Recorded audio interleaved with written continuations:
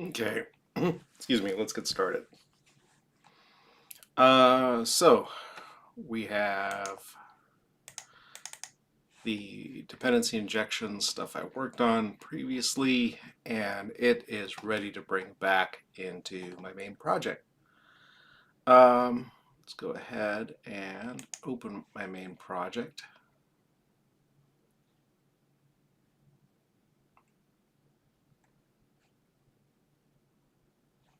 Oh, interesting.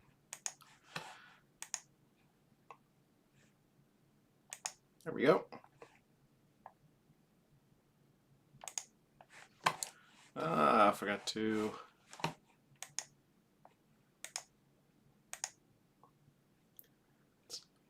connect back to my network folder.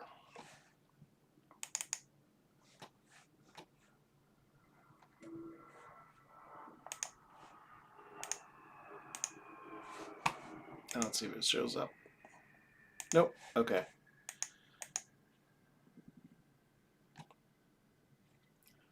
All right. All right. So I've got a project that I'm using to kind of demo stuff in, and I have my regular project. So I'm going to take, so we want dependency manager, we want register, we want set by name, we want set field,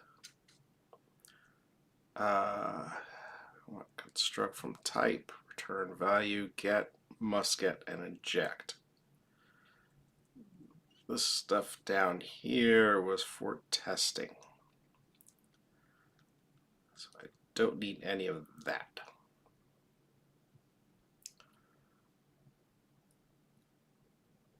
And I have found personally, I found that sometimes you need to take the stuff that you're doing in your main project, put it aside,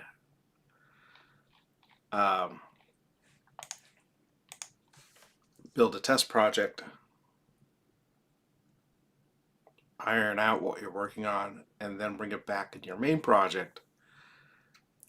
Maybe because you need something a little bit simpler.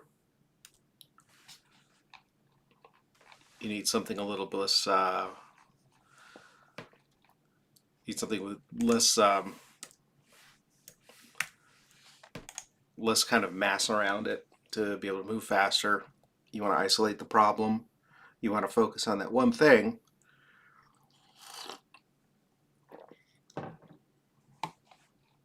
And that's what we have here.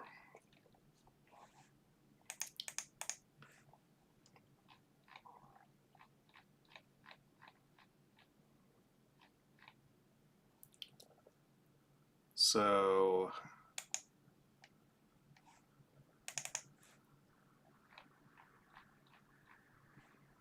yeah, rename this.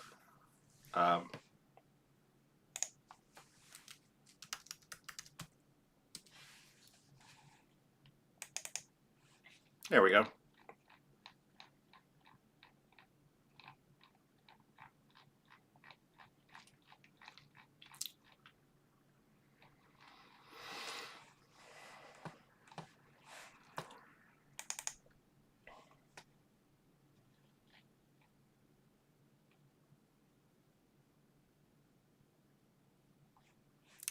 Some bool is always true.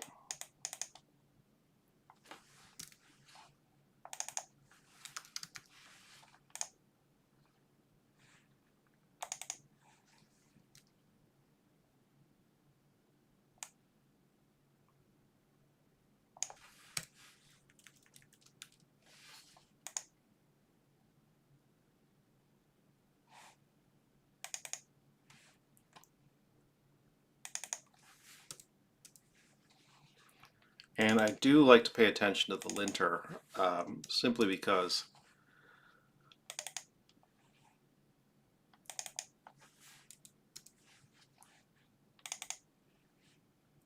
I, I, I mean, it's a little bit like, to be frank with you, it's a little bit gamification of the system, right? I cleaned up all the things. I got a green check mark. But at the end of the day, I mean, this is kind of what people across the project, across the Go community, think are good stylistic, um, good stylistic practices. And so I want my code to look like well-styled Go code that matches all the other well-styled Go code out there. Okay, so I have my basic dependency manager. Now let's go ahead and take it back to some startup code. So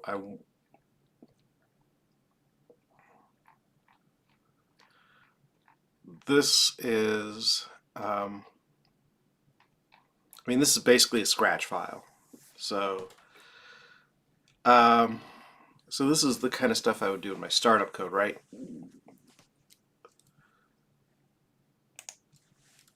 So if we were writing the startup code now, I would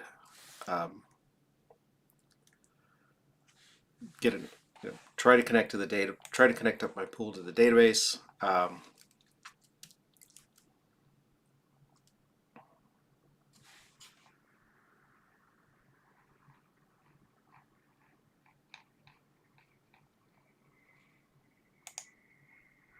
So probably want to register my types in here as well. And this returns an error, doesn't it? Yes, it does.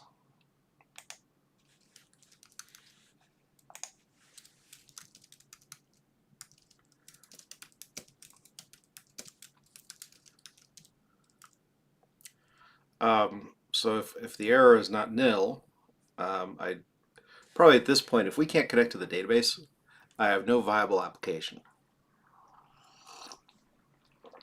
So we should just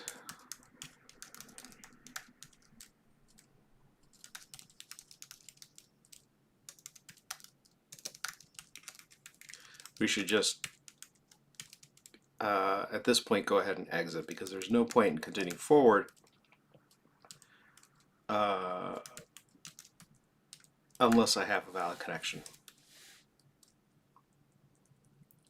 All right. So in this case,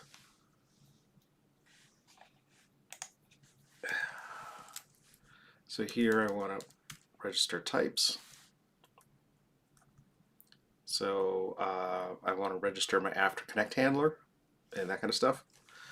We'll skip it for now, since I'm just kind of getting a feel for what I want the startup code of my application to look like.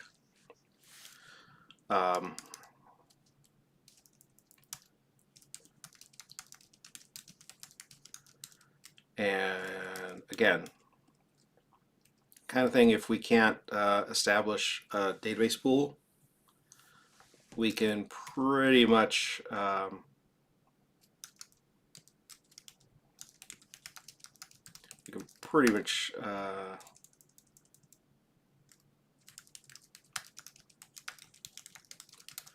call it a day.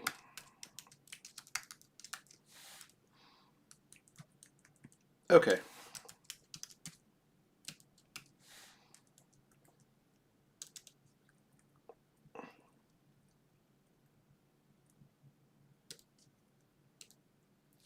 All right, so here we have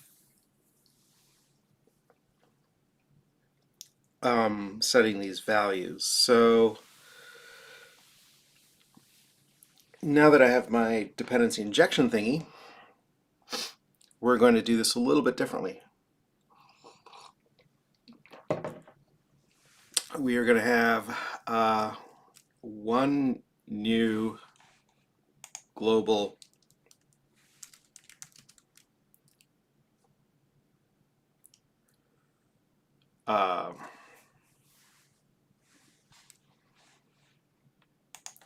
now let's see, where do we want it? I think we want it in the reflex package. Because again, the goal is to be able to grab one of these anywhere I need to in my code. So I think I want it var global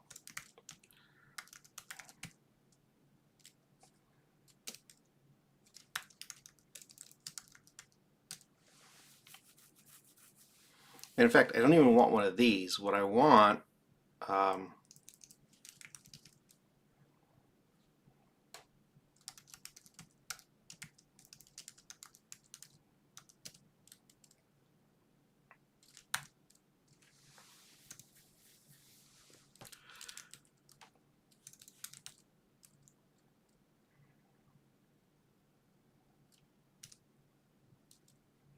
and I want this to be a Chan. What do we send back and forth? So what do we send back and forth?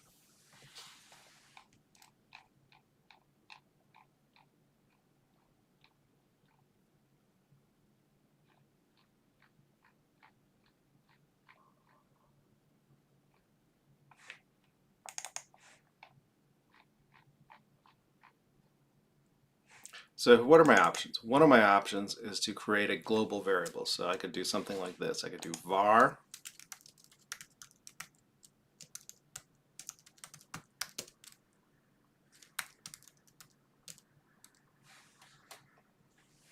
and we could have a function like I don't know, what do we call this?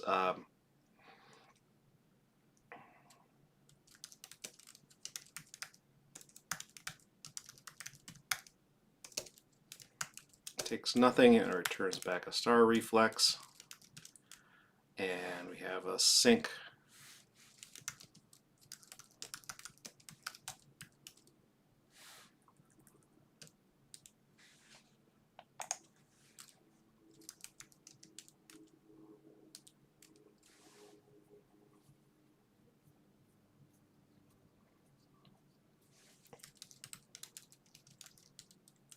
and in here we set the global reflex. That's unfortunate.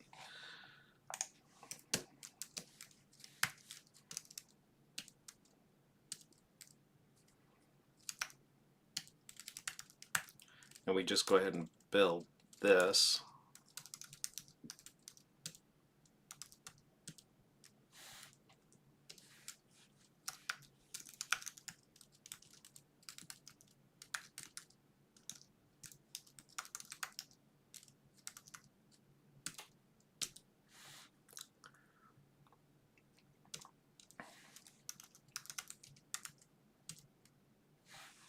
So we could do that. So what does that get us? If we go back to our code, we could say global reflex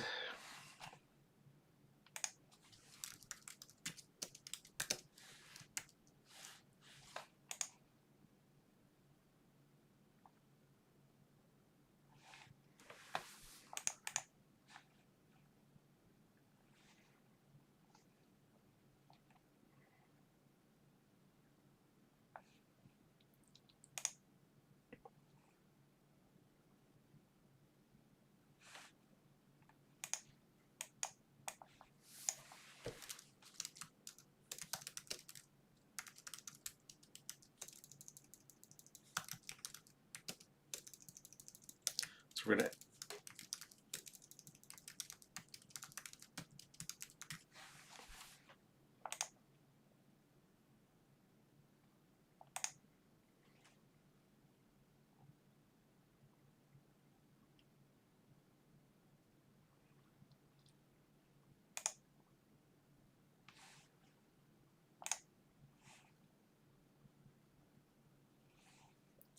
okay, let's go back to project.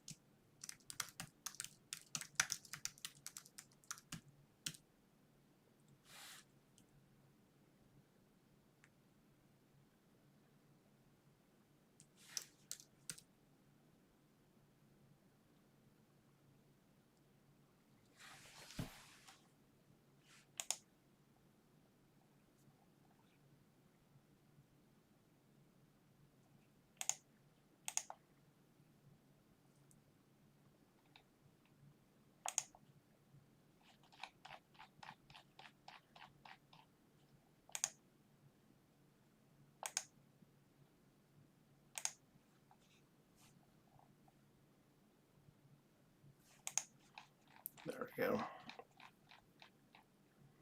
All right, so we go ahead and grab the global reflex, and then for reflex dot register, and now we can pass in a function, right? So we can say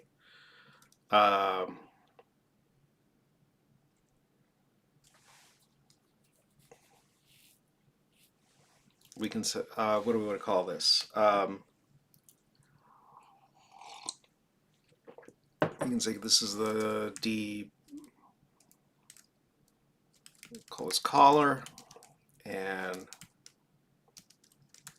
this takes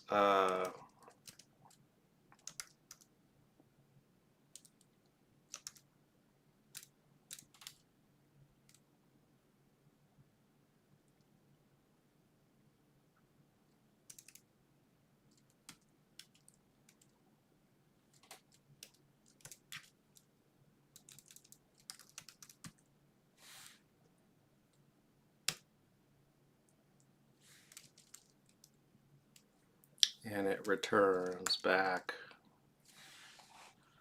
What did we say it was? We should probably make that a function.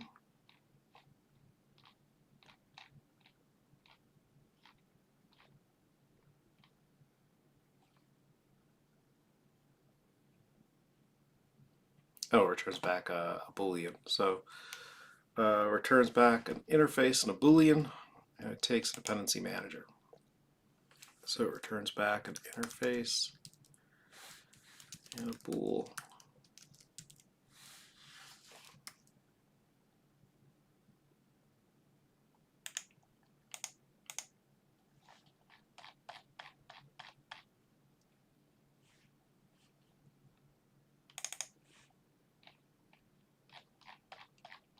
And this is called reflex, right? It is.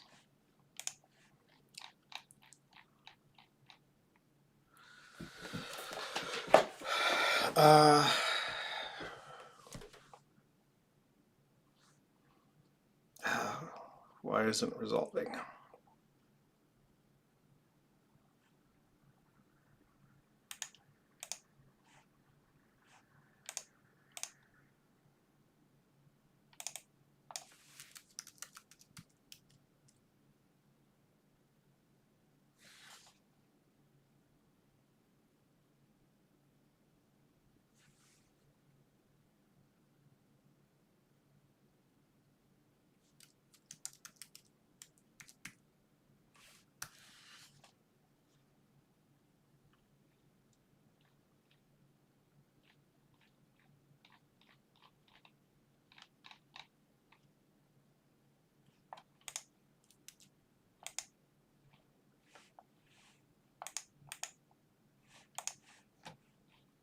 Is that the only error?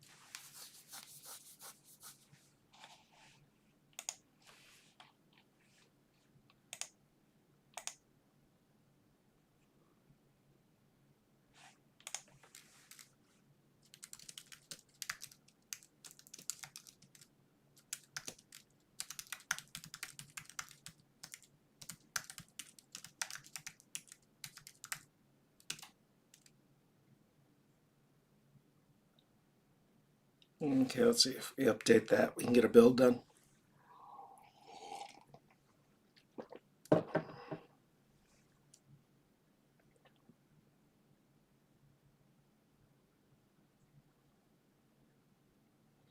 I have to say, this is one of the things I like the least, is having to fight tools.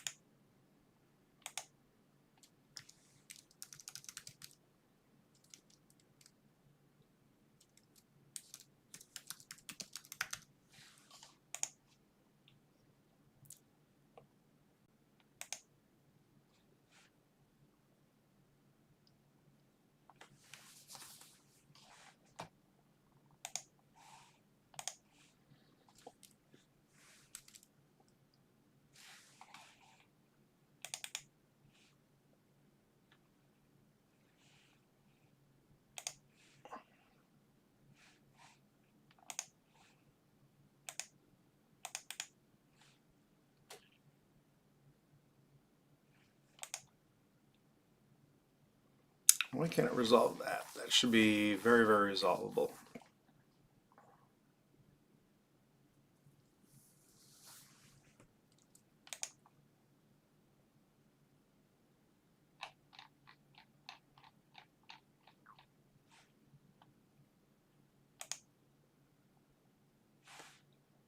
Let's just double check to make sure it is live on the interwebs.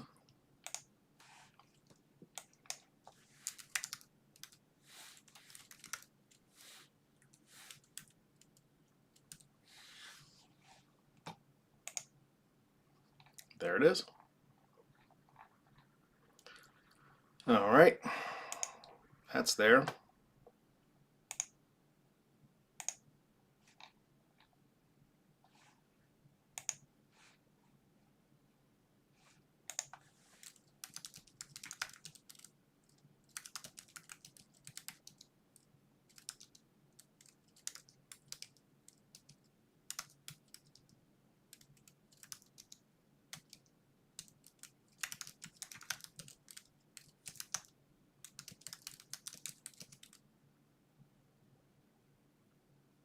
Uh,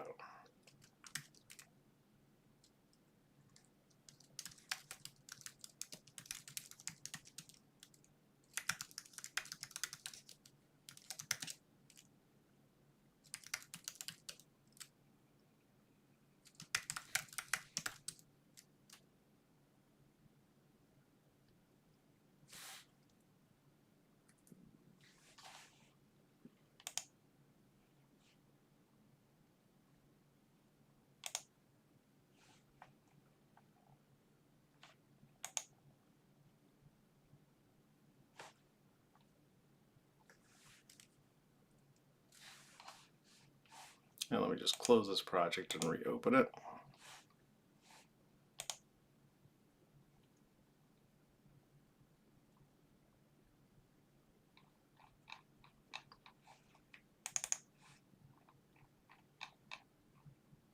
Still can't see its own dependency.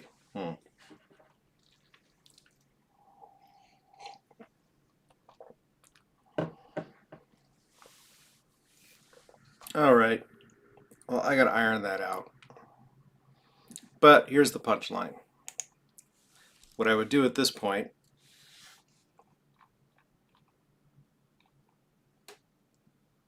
is I have the pool in scope, right? So I have a closure over the pool, so I can say pool.acquire, and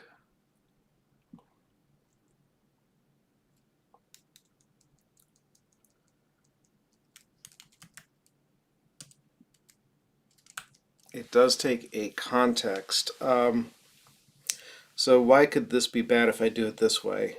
So let's talk through this. So the reason I have a context is so I can cancel the operation safely. So let's say I'm trying to acquire a pool, and acquiring the pool requires creating a new database connection. And in this case, it's taking too long. Normally what I'd want to be able to do is just cancel, but I can't because I'm passing a background context. So there would be a situation where I'm trying to establish a new connection to the pool. I can't establish that new connection. It's taking way too long. I could set a timeout. So I could say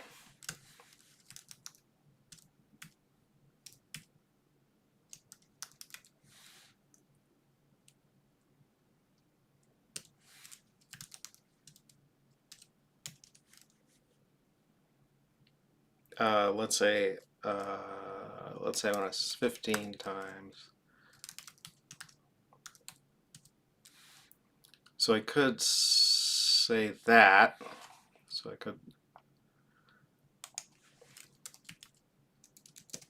and put in a built-in timeout.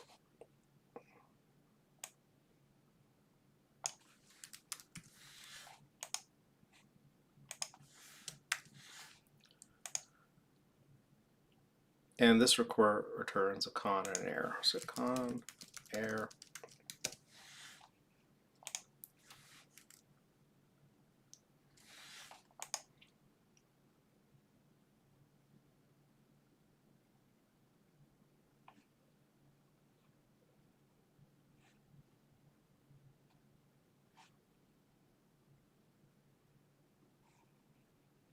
Oh, with timeout returns two things, right? It returns a cancel function.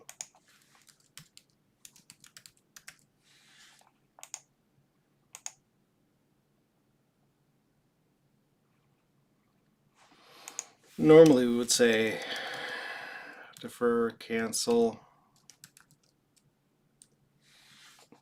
However, it will cause the cancel to occur when we leave this block, and this is called when we build a new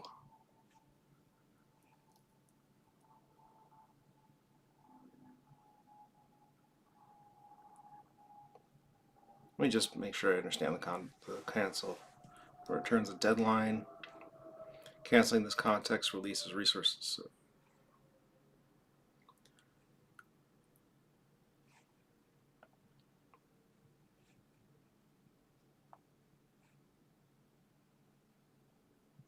If slow operation completes before timeout elapses. Okay, so we're good.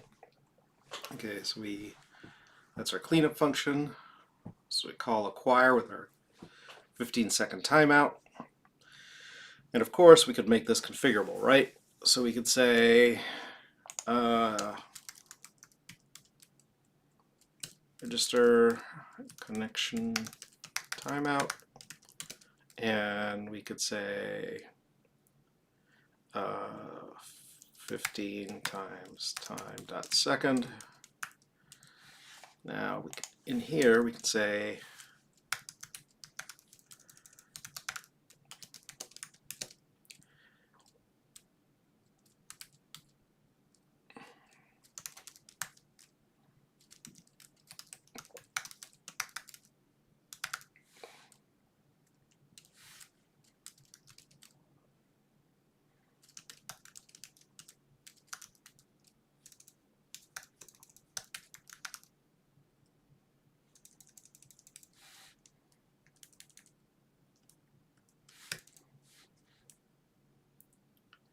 we could probably just use must.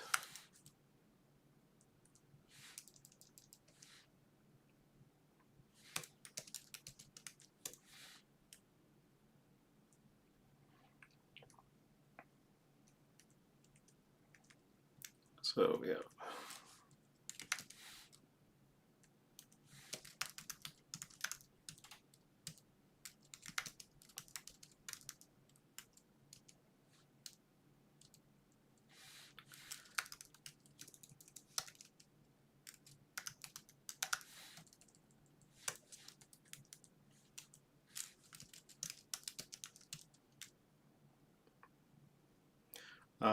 We'll go ahead and set timeout.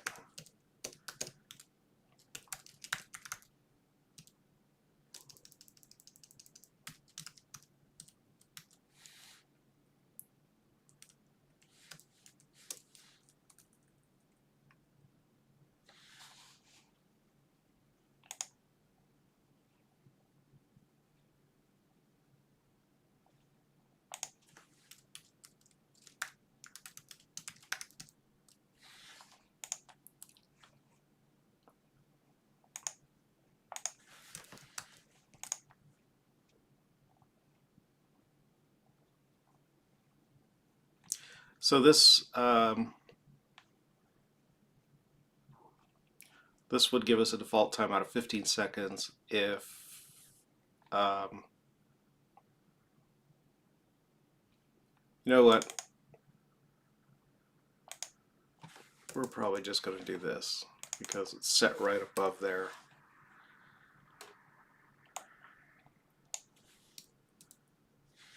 And we would just say timeout here. And we don't even need this Boolean at all.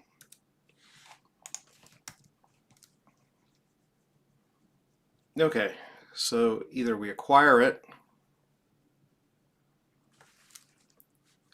Now, if error In my case, what I would like, if for some reason the acquire fails,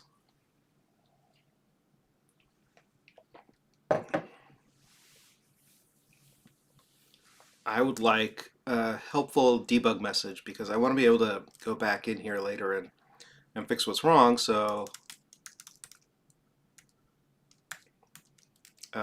failed to acquire connection from database. And we would go ahead and print the error.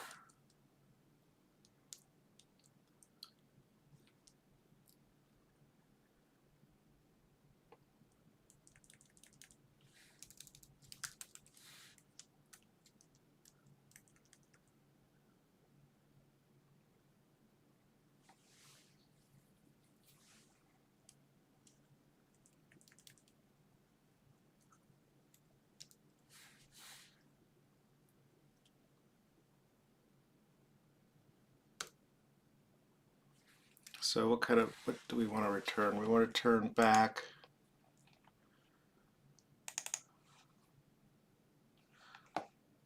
not a reference to a DB caller, but the actual DB caller.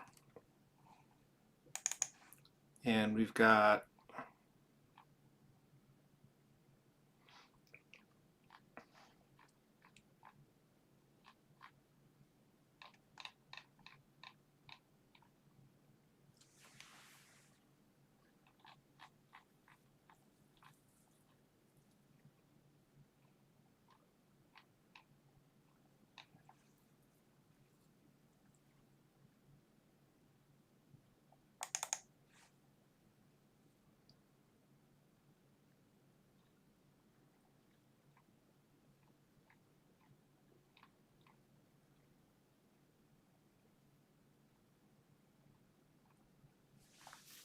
the way we did it before isn't quite what we want. We want it based on a connection, not a pool.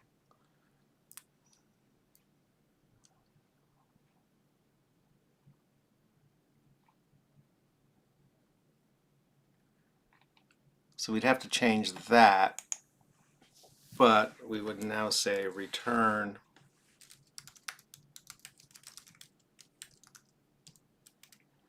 and we would pass in the con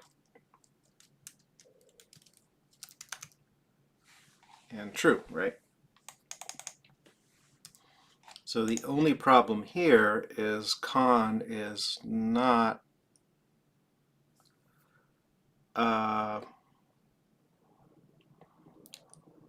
this returns back a PGX pool. So if we look at acquire, the con it returns back is a PGX pool con, which has a release function. And this is key because it returns the connection back to the pool.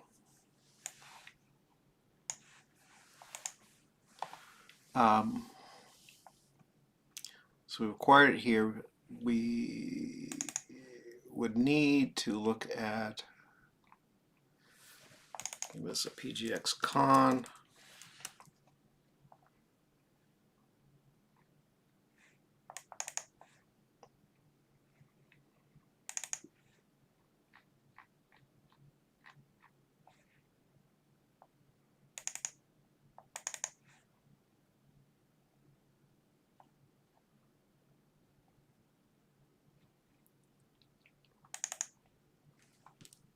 And this becomes a PGX pool con.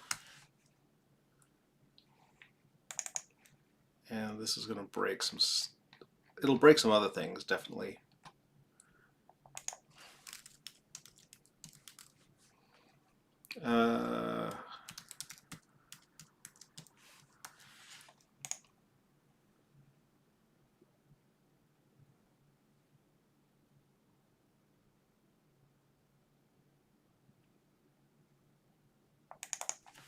Serve must acquire.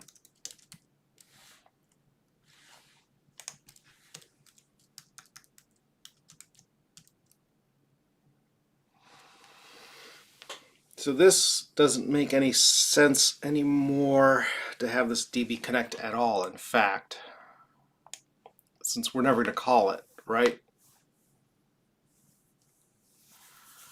We will never call DB connect.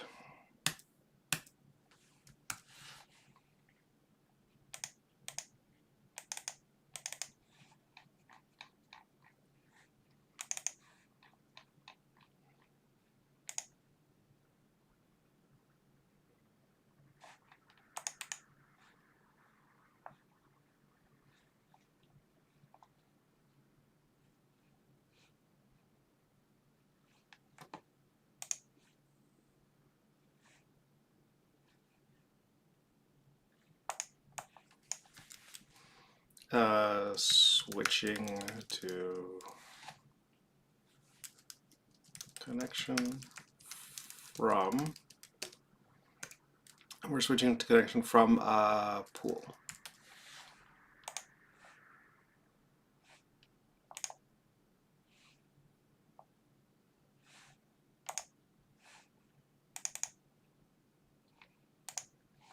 Go back to the project.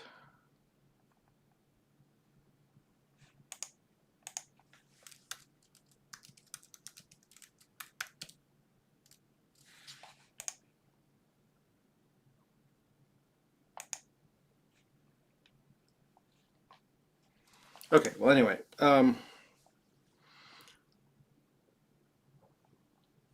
what we do every time we call this, we call it and we acquire a new database connection. And the database connection from here on in will be based on a pgxpool.con. So we do need to add another interface member, which is release.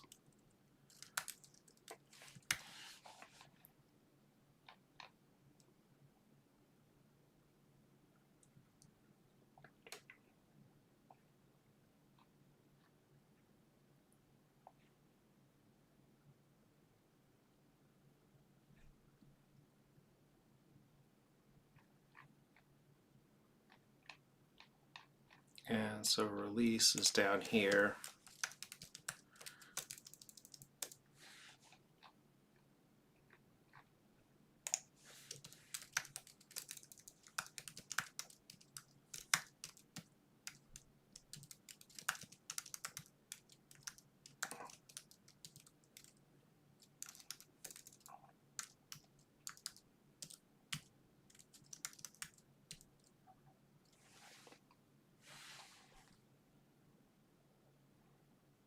It does nothing. Okay, so good. And we've got another error down here where we need a release here.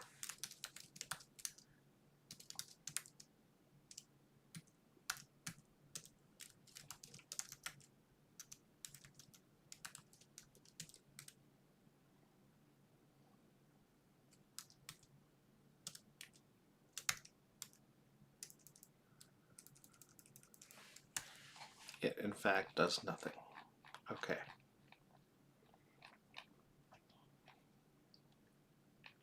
Let's go ahead and rename that from pool to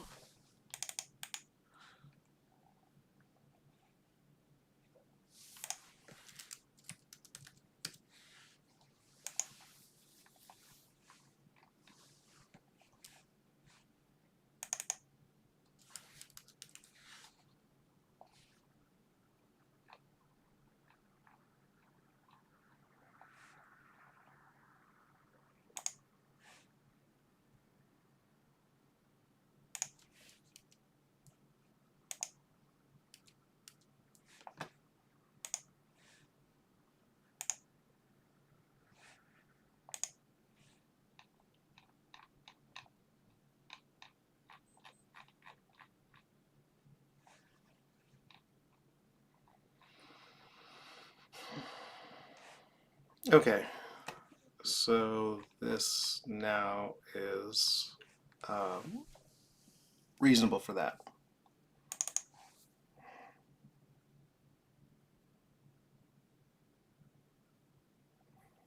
When generics do come into the language, and I don't know, at some point they will, this would definitely change. I saw a proposal recently on whether or not